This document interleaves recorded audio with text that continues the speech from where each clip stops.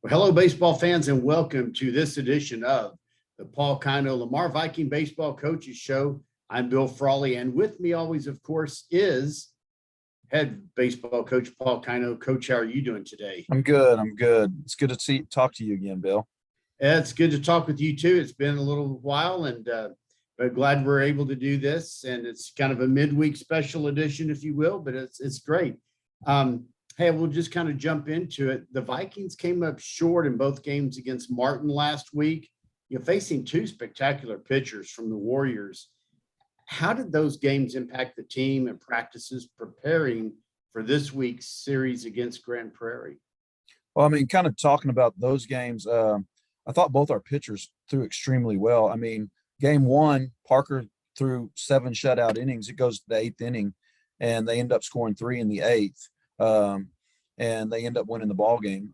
We didn't figure out a way to hit Hudspeth good enough. I mean, we only had 2 hits on the night, but as far as the way we played good defense. Parker pitched outstanding. We had an opportunity. We had bases loaded one time with 1 out, and we ended up hitting a ground ball to the third baseman. He took it back to the plate for the force. So we had an opportunity within the 7-inning frame to possibly win the ball game. It just didn't happen. We go over there, and again we competed, but this time, the error bug jumped up and bit us again. Made some errors. Made a game that probably should have been 2-1, 3-1. They had 7 hits. We had 5 hits.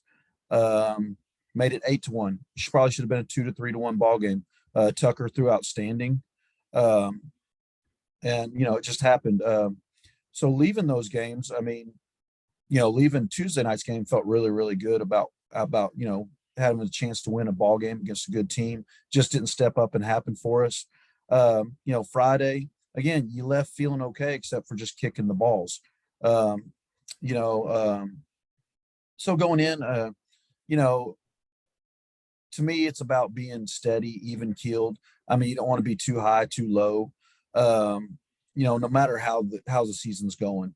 You could be 6-0 in district and on top of the world, and you got to go to practice and practice the same way as if you're 2-4.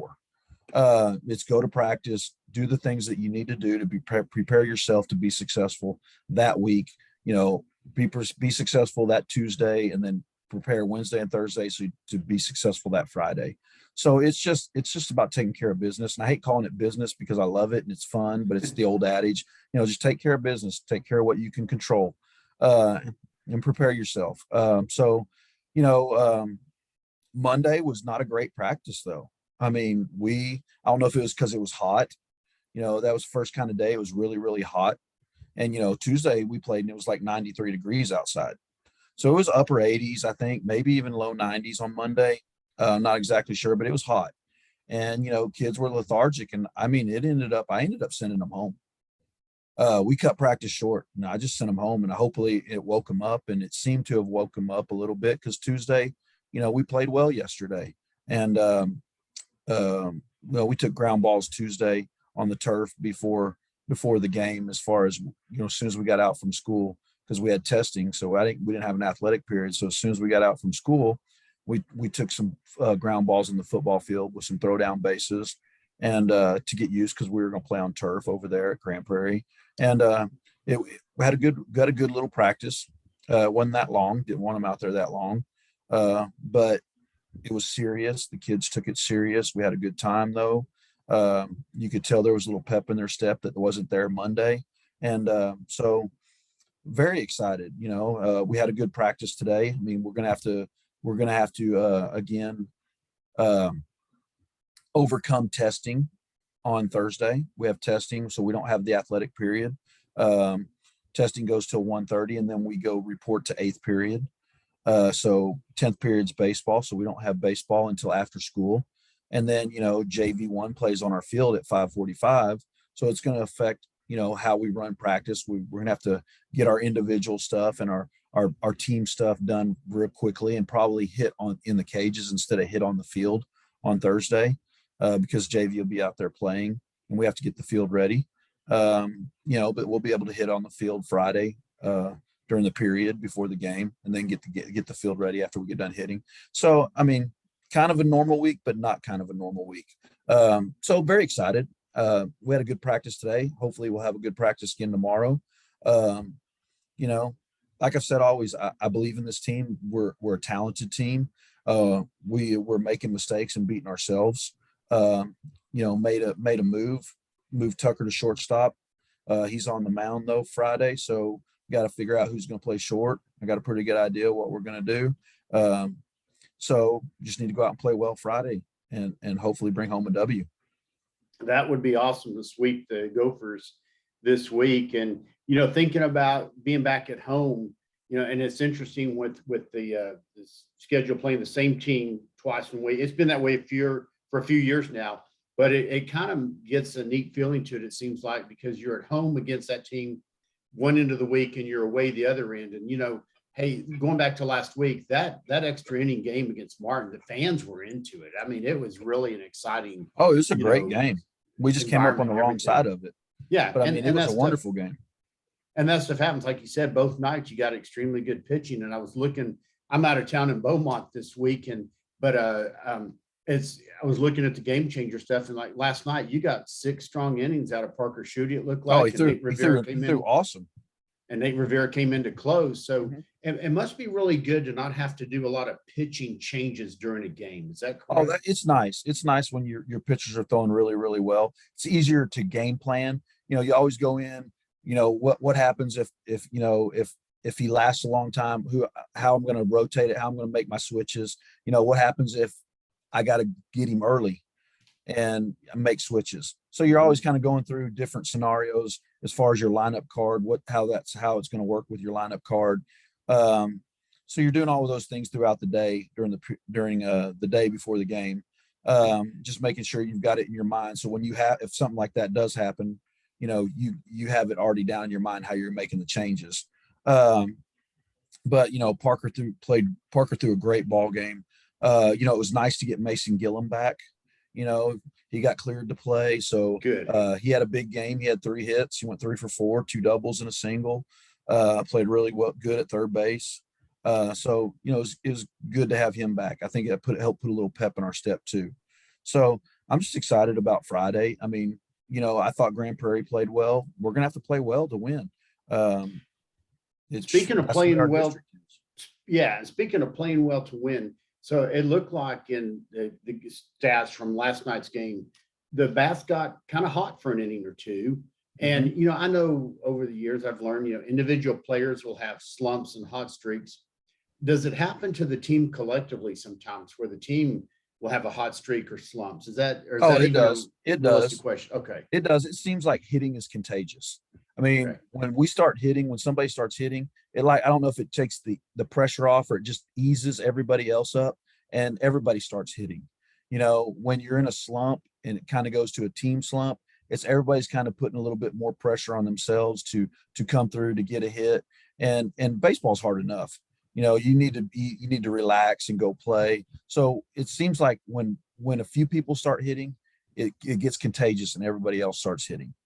And it kind of works. It can work the opposite way also. That makes a lot of sense. And Coach, you just kind of alluded to this a little bit ago with having Mason back in the lineup now.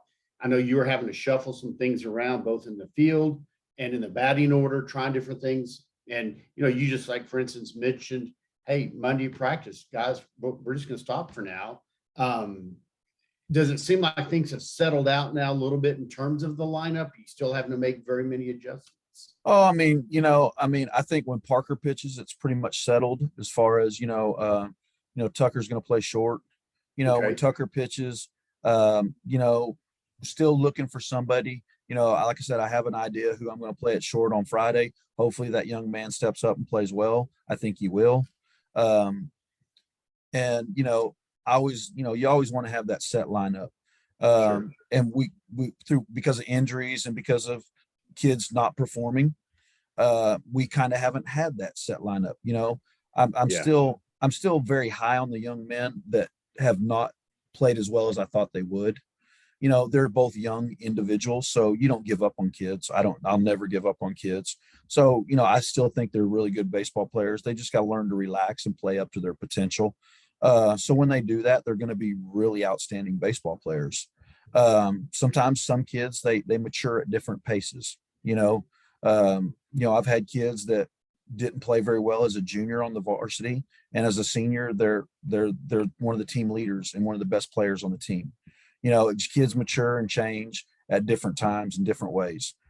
So you never give up on a kid. But yeah, it's been frustrating this year in that aspect. But with Mason coming back, if he stays healthy, and which I think he will, that it helps our lineup out a lot. It solidifies third base. It helps our batting order, so it makes things a lot easier. It does. Sounds good. And you mentioned earlier, and then we'll kind of transition into the schedule for this week. So JV1 has home doubleheader against Grand Prairie Thursday, tomorrow as we're recording this, but depends on when people say it. So we'll say Thursday. And then varsity is home on Friday at 7:00, as normal would be for a Friday at the Lamar Viking Diamond. What would you like to say to folks about coming out and supporting the teams? Oh, we want a big crowd. I mean, come out and support these young men. They're great young men. Come out and support Lamar High School. It's a great high school. Like I said, I've been fortunate enough to be there 21 years, and I love Lamar. I may have graduated from Sam Houston High School, but I bleed Navy and gold. So I love it, and I wouldn't want to be anywhere else. To me, it's the greatest high school in the state of Texas. So come out and support these young men. They work very hard, and we need your support, and we need you to be loud in the stands. Well, it is a fun environment, and I got to tell you, the Booster Club is coming up with some additional things, theme nights, and some extra little kind of fun things to do. So yeah, everyone come out and have a big time. Come out and support JV1, and then also, of course, varsity at their home game. Also, speaking of Booster Club, they have now completed, or their contractor completed, the installation of new windows. I've heard while I've been out of town at the press box. So I'm excited about that. And again, just one more thing that the Booster Club is doing to enhance every aspect of the game, from to what y'all do. Yeah, go ahead. Our Booster Club is incredible. I mean, it's always been incredible, but I mean, the Shooties are doing a fantastic job. Like you said, the windows look incredible, and I haven't even lifted them up. That's going to be the inaugural moment for you, is to lift the new windows, open them up. But that's awesome. But I mean, they look incredible.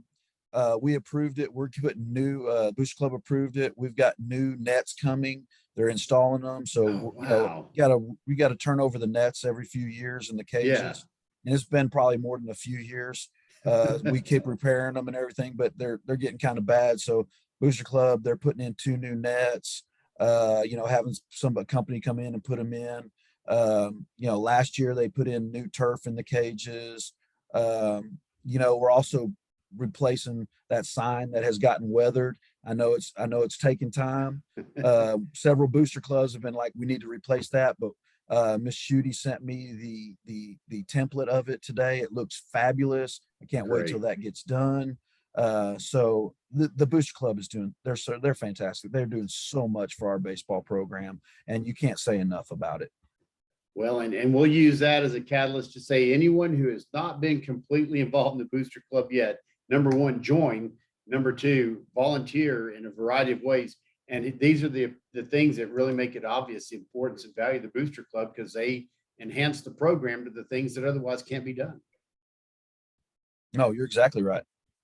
Excellent. Well, Coach, do you have anything else to add on before we sign off for this week? No, I mean, I'm just really proud of these young men. I've been coaching them hard. I've talked to the seniors, especially the senior captains, and I may have mentioned it before. They asked me to be hard on them, and because we have high expectations for them, and they have high expectations for themselves. So I've been coaching them hard, and I'm very proud of them. And they're just an exceptional group of young men. And we're going to go out and try to play a really good ball game Friday and get a W. And we do that, and then hopefully, just take it game by game. I really truly believe at the end of the season we're going to be in the playoffs.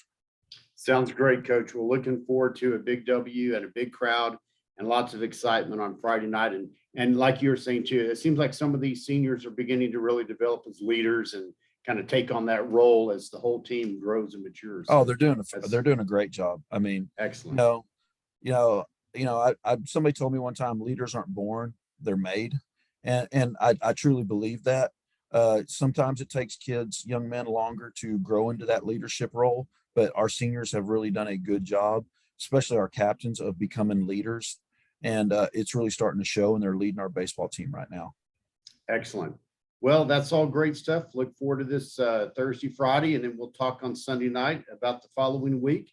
And until then, I'm Bill Frawley with head Viking baseball coach Paul Kino saying VFND. Bye, everybody.